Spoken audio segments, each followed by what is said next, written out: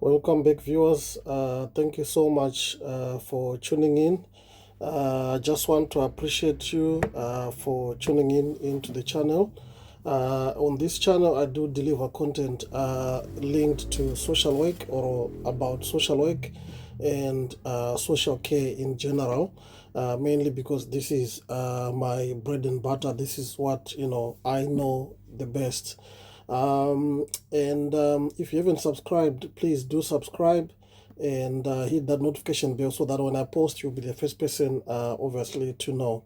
And you can obviously watch the video and also share with others.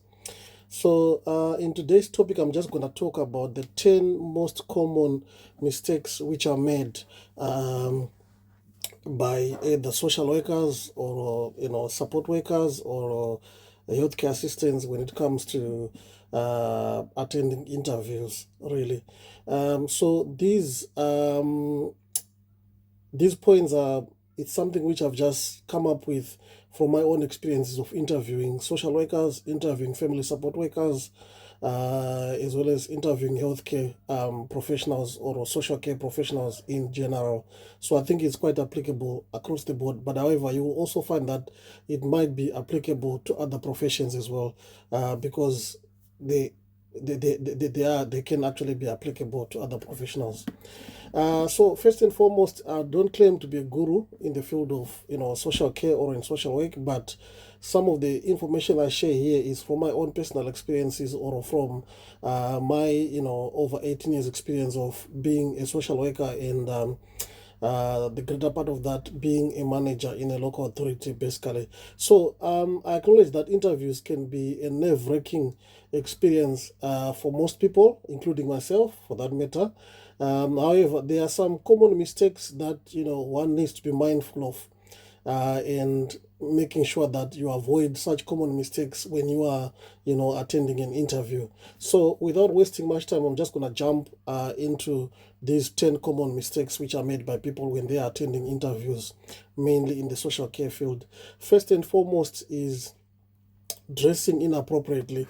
This is really, really important. I know in most local authorities, people, dress, in a relaxed manner and possibly shirt and jeans for men and, something like that. But I think you need to be mindful that dressing too casually will also not do well for you, for your, as you know, first impressions, cut the deepest, really. So it's important for you to make sure that you are presentable when you come to the interview. Make sure that you don't obviously attend the interview wearing more revealing clothes, because you divert your attention from discussing what's important in terms of the questions you are being asked, to the panelists actually wondering what it is that you are wearing for the interview. So the best I would encourage would be to opt for a professional attire, if you have got one, such as a suit or dress pants, with a crispy, down buttoned shirt if possible, or even to put a sweater on top. You don't necessarily need to be in a tie and jacket, so to speak, but try to dress professionally if you are going to an interview. If you are in doubt about the dress code for that particular workplace, because it depends whether you're going to be working in a supported living accommodation, or you're going to be working in a possible local authority, normal setting, or you're going to be working in a domiciliary care. Ask about the dress code to from the hiring manager, and they'll be happy to share with you, or they'll be happy to give you pointers, really. But the default position is try to be dressed as in a professional attire as much as possible. Point number one. Moving on to point number two is around your own personal hygiene. I know obviously some of the interviews are now being done on Teams, on Google Meets, or on Zoom, but most of them are being done virtually. But remember, there are still interviews being done in person. And if it is being done in person, it's important for you to make sure that you are presentable, in terms of your own hygiene. If you've got long hair, make sure that your hair is styled in an appropriate manner. Your clothes are clean. Your accessories actually match what you're wearing, or they're actually commensurate with what you're wearing. They're actually neat. Obviously, a messy appearance won't make a good first impression, that's for sure.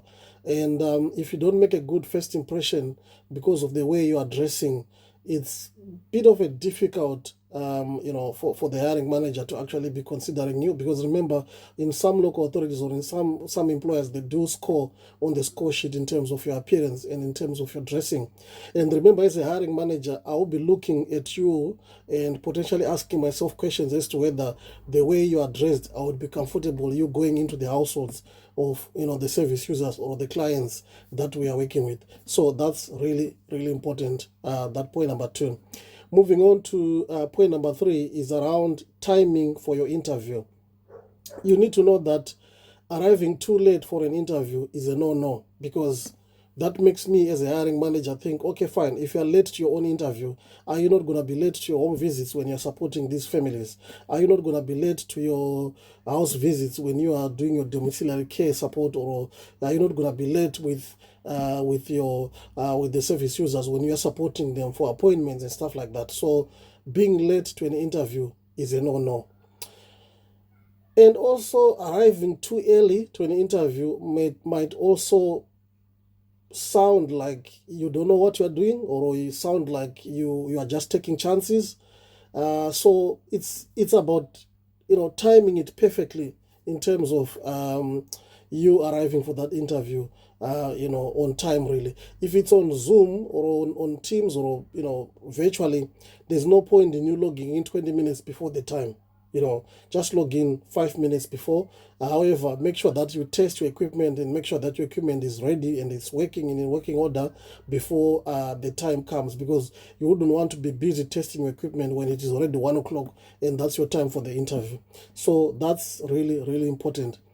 And I need to stress that obviously punctuality shows so much respect for the interviewer's time, because I could be doing other things really, but I'm here sitting down trying to know you, interviewing you. So the best you can actually do is to turn up to that interview on time.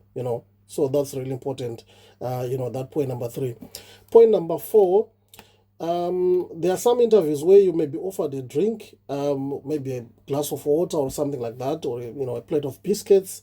It's not expected of you to be munching your way, or to be or munching your biscuits away whilst you are busy talking or giving answers in an interview. But remember, you can save your snacks or drinks for later. It's important for you to focus on the conversation that you are having and avoid any distractions really. However, if you are feeling that your throat is quite dry, there's nothing wrong with you sipping in a glass of water before answering the questions. But I think it's a lot expected of you to be doing that whilst you are actually answering the questions. There's nothing wrong saying, okay, let me just have a glass of water before I answer that question, and then your panel knows exactly what's going on, rather than whilst in the middle of answering questions you are busy gulping water and all that. So it just doesn't look good on you, so to speak. Point number 5, checking your phone. This is something which people do quite often. I've interviewed people quite a lot over the years, and sometimes the phone rings whilst you're being interviewed. That's a sign of disrespect to the panel, and it's a sign of you being disorganized. So you need to make sure that your phone is either on silent or switched off when you're attending an interview. You need to keep your phone away if possible. Don't even go to the interview desk with your phone or put it somewhere. It's really essential for you to stay focused and to stay fully engaged with the interview process whilst you're being interviewed. The next point, which is gonna be point number 6, is some people do turn up for an interview without adequately researching for the company or the local authority or the organization that is interviewing them. You are doing a disservice for yourself, because you need to be switched on. You need to be clued up to what it is that this organization does, what it is that this local authority does, or what it is that this team does that you are being interviewed for. So it's really important for you to research what the company does. If it is a local authority, you can actually look at their previous Ofsted report.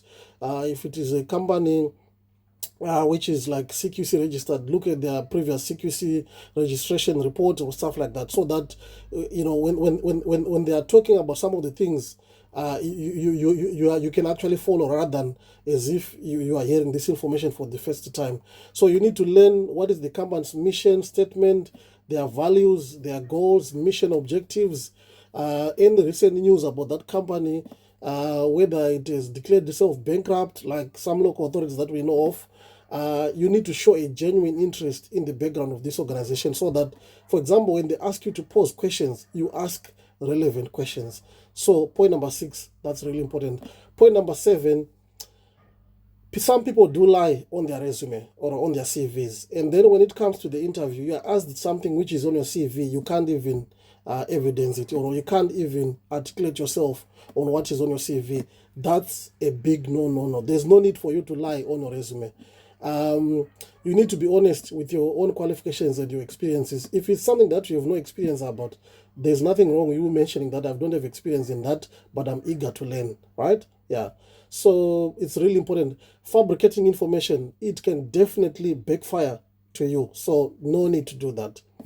Point number 8, the other common mistake that people do is to lose focus midway through the interview, asking questions repeatedly. When a panel asks you a question, you're asking them questions back. You need to be attentive all the time. Capture the question, jot it down. Some panelists allow you to have a pen and paper, jot down the main points of the question so that you remain focused when you're answering the question. So you need to stay attentive. You need to actively listen, avoid drifting off or losing track of the conversation, or even avoiding waffling off topic in terms of the information that you are being asked. Stick to the points and stick to what you know the best. Evidence what you know. Use as many examples as you can in terms of answering the question. That proves to the panel that you know exactly what you're talking about. And then the other common mistake, which is linked to the previous point which I mentioned, obviously point number 9, is talking too much, waffling. If you are somebody who is a blabbermouth, it's not gonna work for you, because sometimes you need to measure your responses. You need to balance your responses to make sure that you provide concise, relevant answers without rambling on and on and on, because the moment you start rambling on, chances are high that you might end up even repeating yourself, and by repeating yourself, you are showing to the panel that you are actually disorganized. So you don't want to be doing that. Point number 10, which is the last and very, very important. Point number 10, don't speak negatively about your previous employers or your current employers. That's a no for the panel, because the moment I hear you speaking negatively about your current employers or about your previous employers, the question that comes to my mind would be, are you going to do the same with us if we offer you this position? And at some point, maybe you have proved that you can't do it and you've been let go. Are you going to be doing the same? So you need to focus on the lessons that you have learned in that particular role. You need to focus on the growth that you realized in that particular role. You need to focus on the challenges that you faced in that particular role, rather than focus on the negatives or focus on picking individuals in that organization and portray them in bad light. That's not going to be a good point for you, because remember, once you are out of that interview panel, whether it's virtual or in a room, once you're out of that room, or once you're out of that virtual room, the panel are going to be discussing about this. They're going to confer with one another. They're going to be talking about, they're going to be reflecting on what has happened. And chances are that when you badmouth your previous employers, nobody wants to touch you. So you need to know that.